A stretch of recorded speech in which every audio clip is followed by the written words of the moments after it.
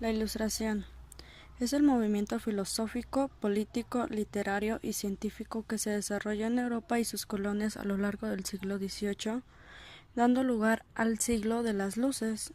Representó una importante modernización cultural como resultado del progreso y de la difusión de las nuevas ideas y de los nuevos conocimientos científicos, lo que llevó al intento de transformar las caducas estructuras del antiguo régimen. Características de la Ilustración.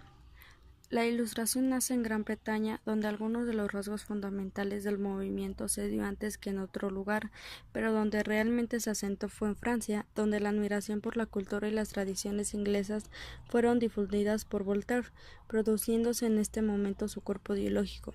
El enciclopedismo, con sus principales representantes como Montesquieu y Rousseau. La Ilustración poco a poco se extendió hacia otras zonas europeas a lo largo del siglo XVII, llegando a países como los Países Bajos, Italia, España, Polonia, Rusia, Suecia, etc., e incluso llegó a las colonias americanas. Es la ideología y la cultura elaborada por la burguesía europea en su lucha con el absolutismo y la nobleza.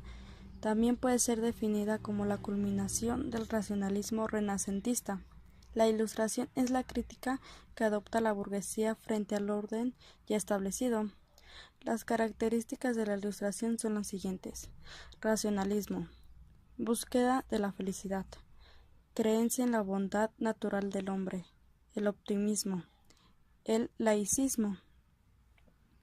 El ideal de la Ilustración es la naturaleza a través de la razón, aunque en realidad no es más que el espíritu del Renacimiento llevado hasta sus últimas consecuencias, en clara oposición con lo sobrenatural y lo tradicional.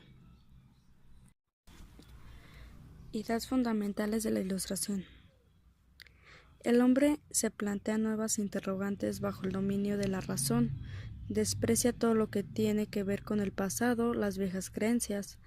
El hombre ilustrado es un hombre iluminado que se enfrenta a las doctrinas inamovibles de la Iglesia y se preocupa por buscar conocimientos a través de las nuevas formas del pensamiento.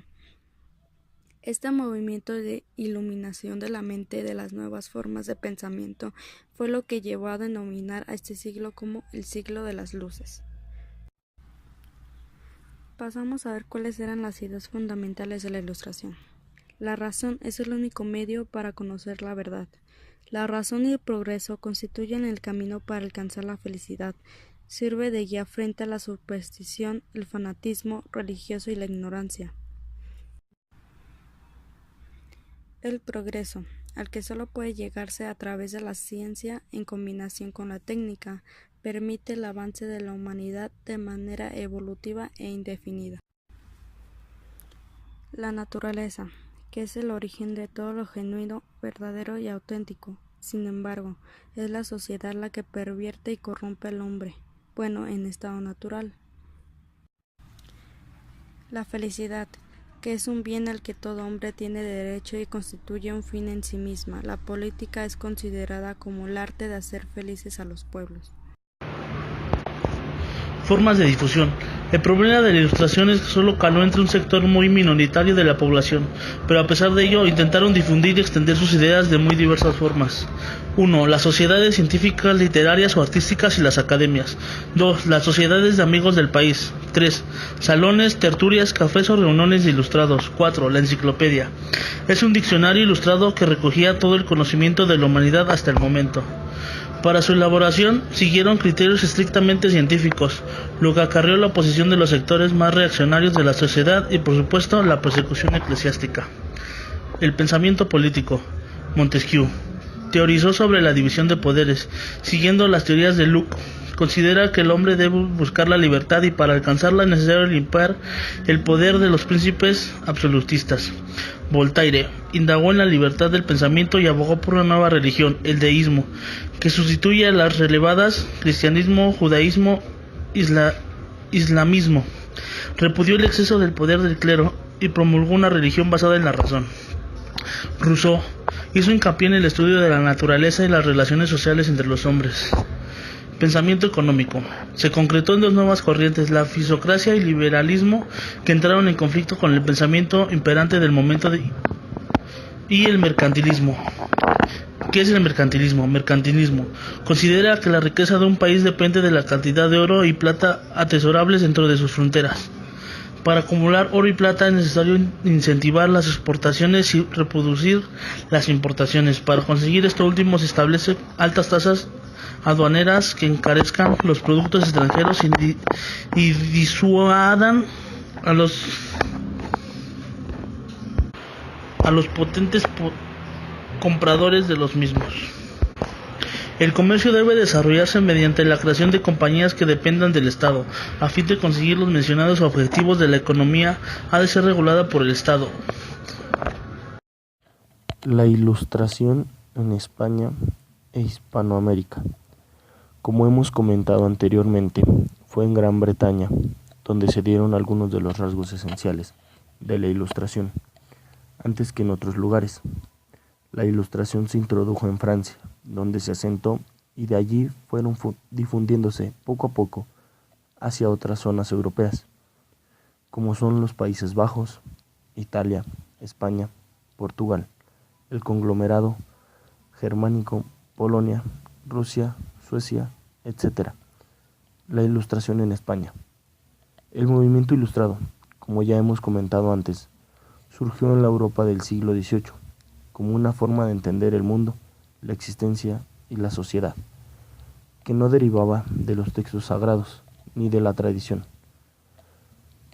sino que quería constituirse como alternativa a estos, al iluminar las sociedades europeas para que abandonaran definitivamente la ignorancia y la superstición y se basaran en ideas racionales.